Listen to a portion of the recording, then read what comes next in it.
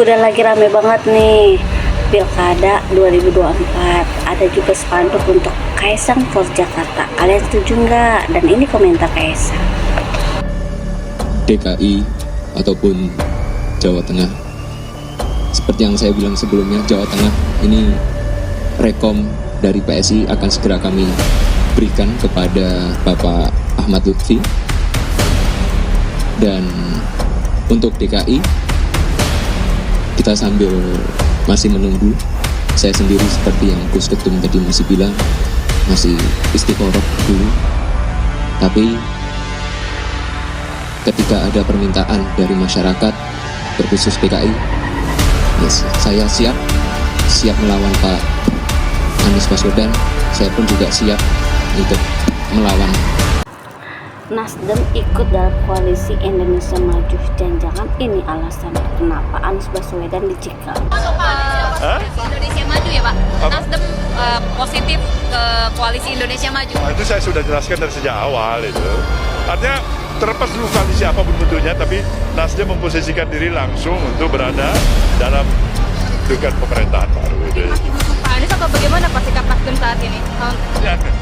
Yang jelas Anies adalah sahabat Nasdem, itu jelas itu. Tapi untuk pilkada DKI berarti menutup dukungan ke Pak Anies ya Nasdem? Saya katakan tadi berulang kali bahwasanya di dalam pencalon ini nggak bisa hanya Nasdem sendiri, nggak bisa juga, semua ini harus ada kelengkapan yang saling melengkapi. Ini kata Bapak Rocky Gerung tentang kenapa Anies Baswedan itu harus ada di Pilkada 2024 untuk Jakarta. Buat saya, Pilkada DKI itu bukan pemilihan kepala daerah, tapi pemilihan pejuang politik. Pemilihan, ya itu dasarnya kan. Jadi harus dianggap bahwa ini satu ujian baru. Apakah Anies menang atau kalah, tetapi dia mesti ada di situ sebagai pejuang politik, bukan sebagai gubernur. Gubernur hal biasa aja, apa pentingnya jadi gubernur hari-hari ini kan. Tetapi yang ada di depan kita adalah kerusakan infrastruktur politik, kerusakan lembaga-lembaga politik. Itu yang mesti kita benahi itu. Jadi Anies itu kita tugaskan untuk membenahi negara melalui kedudukan dia sebagai gubernur. Tetapi tentu dia nggak bisa lakukan semua kan. Namun yang diperlukan sinyal bahwa dia adalah gubernur yang hendak memperbaiki negara ini. Itu dasarnya. Entah 2029 kapan. Tapi kita mesti sinopsikan itu supaya Jakarta walaupun dia pindah sebagai ibu kota, tapi ini tetap ibu kota politik, ibu kota bisnis, ibu kota kebudayaan, ibu kota rumor, ibu kota gosip, segala macam kan di Jakarta kan. Jadi memimpin. Banyak yang mempertanyakan kenapa Bapak Anies Baswedan harus dijegal dalam maju untuk Pilkada 2024. Rame-rame jegal Anies, seorang yang punya elektabilitas dan hasil surveinya paling tinggi, mau dijegal. Ada apa ini? Bahkan yang hasil surveinya rendah, mau dijagokan untuk di Jakarta, untuk mencegah Anies dapat tiket. Wow.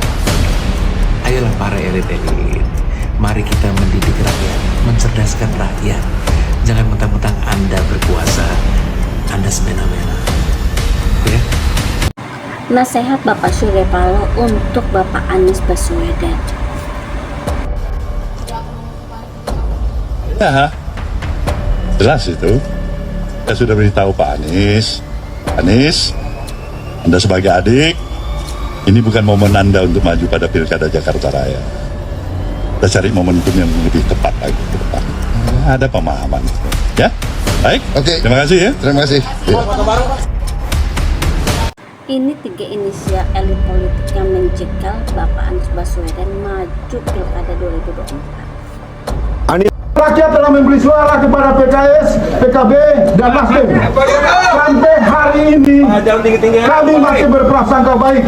Bapak Presiden PKS, Bapak Surya Paloh, Muhaimin Iskandar, mereka bukan pribadi-pribadi yang pembohong dan pengkhianat.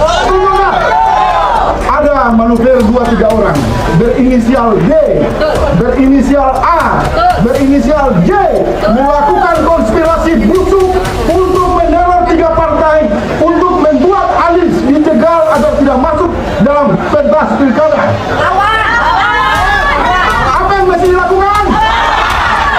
Apa yang mesti dilakukan? Kalau Partai Negoro mengundang Bapak Ibu saudara-saudara pendukung perubahan datang ke kantor Nasdem. Kalau datang ke kantor.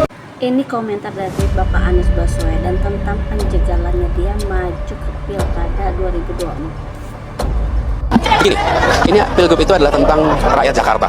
Teman-teman datang ke masyarakat, ketemu. Mereka menginginkan Jakarta yang diurus dengan serius. Mereka menginginkan Jakarta yang tenang, Jakarta yang memberikan kesempatan yang setara. Dan itu yang menjadi fokus perhatian saya. Pertanyaan warga dari tadi, kemarin, tidak ada yang tanya partainya apa, wakilnya siapa, ada jegal-menjegal, nggak ada warga yang tanya itu. Warga tanya tentang, Pak, KJP-nya bagaimana, Pak, tanah saya bagaimana, Pak, pendidikan seperti apa. Inilah sesungguhnya esensi pilkada. Dan saya memilih untuk fokus di situ.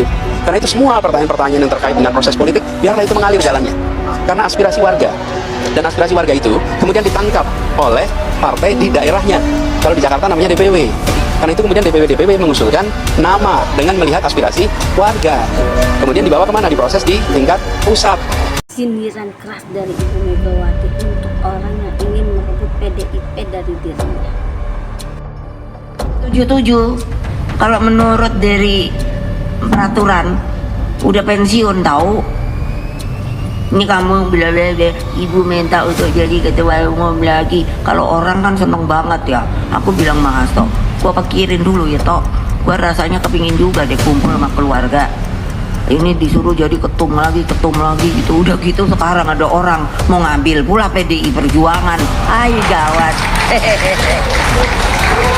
Gile. Wartawan tulis gile.